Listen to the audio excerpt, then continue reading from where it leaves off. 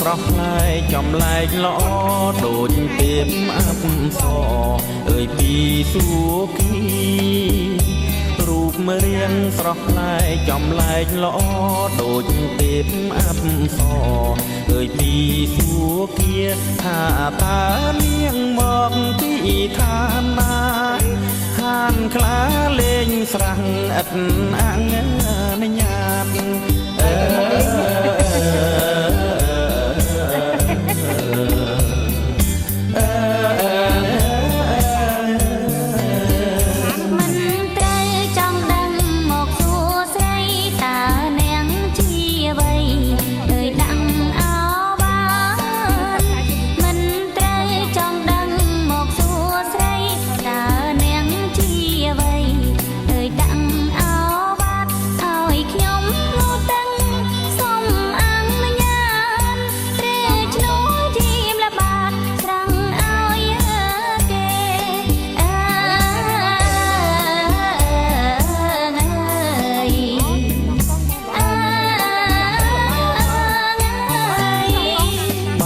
ជាខ្ញុំហ៊ានសួរដូចឆ្នែងព្រោះខ្ញុំជាម្ចាស់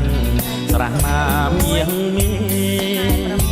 បានជាខ្ញុំហ៊ានសួរដូចឆ្នែងព្រោះខ្ញុំជាម្ចាស់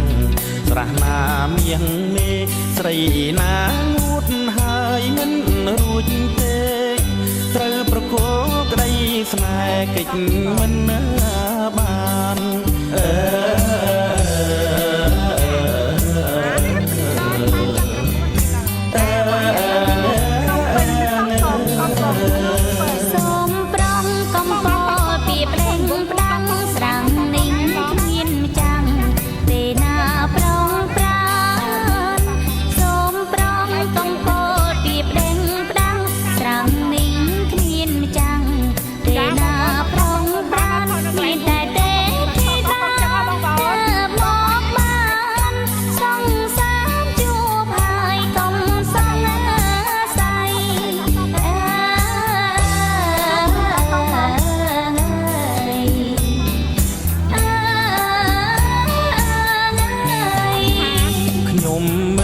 ដែលស្គាល់ទេពធីតាម្ដេចហ៊ានពោលថា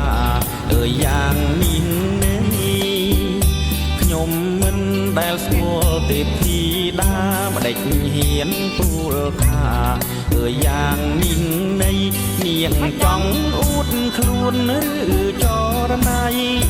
សូមនាងស្រដីឲ្យសមផង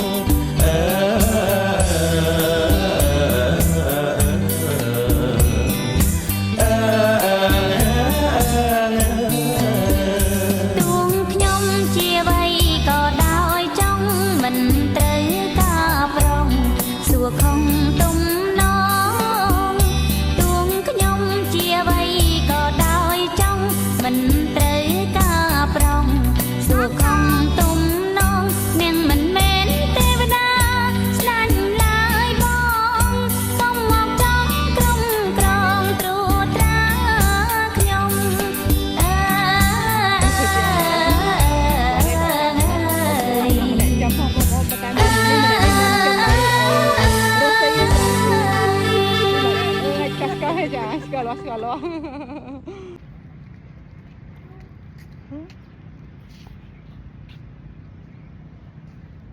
បងលើស្អាតណាបងប្អូនថ្ងៃនេះទី21ខែ6ឆ្នាំ2026